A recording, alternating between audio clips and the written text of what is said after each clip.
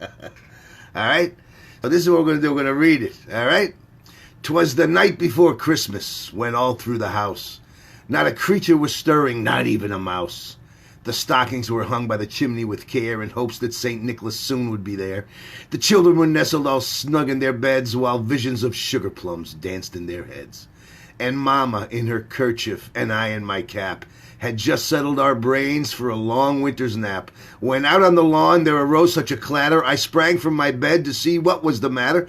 Away to the window I flew like a flash, tore open the shutters, and threw up the sash. The moon on the breast of the new-fallen snow gave luster of midday to objects below. When what to my wondering eyes did appear but a miniature sleigh and 8 tiny reindeer, with a little old driver so lively and quick, I knew in a moment it must be St. Nick.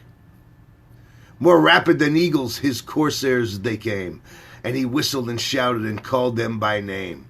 Now Dasher, now Dancer, now Prancer and Vixen, oh Comet, on Cupid, on Donner and Blitzen, to the top of the porch, to the top of the wall, now dash away, dash away, dash away all, as leaves that before the wild hurricane fly, when they met with an obstacle, mount to the sky. So up to the housetop the coursers they flew, with the sleigh full of toys and St. Nicholas too. And then in a twinkling I heard on the roof the prancing and pawing of each little hoof. As I drew in my head and was turning around, down the chimney St. Nicholas came with a bound. He was dressed all in fur from his head to his foot, and his clothes were all tarnished with ashes and soot, a bundle of toys he had flung on his back, and he looked like a peddler just opening his pack. His eyes, how they twinkled, his dimples, how merry. His cheeks were like roses, his nose like a cherry. His droll little mouth was drawn up like a bow, and his beard on his chin was as white as the snow, the stump of a pipe he held tight in his teeth, and the smoke it encircled his head like a wreath. He had a broad face and a little round belly that shook when he laughed like a bowl full of jelly. He was chubby and plump, a right jolly old elf, and I laughed when I saw him, in spite of myself. A wink of his eye and a twist of his head soon gave me to know I had nothing to dread.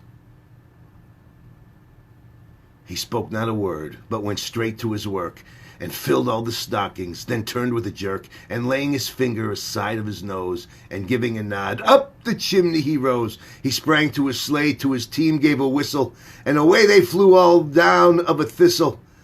But I heard him explain ere he drove out of sight, Happy Christmas to all, and to all a good night. Doesn't get much better than that.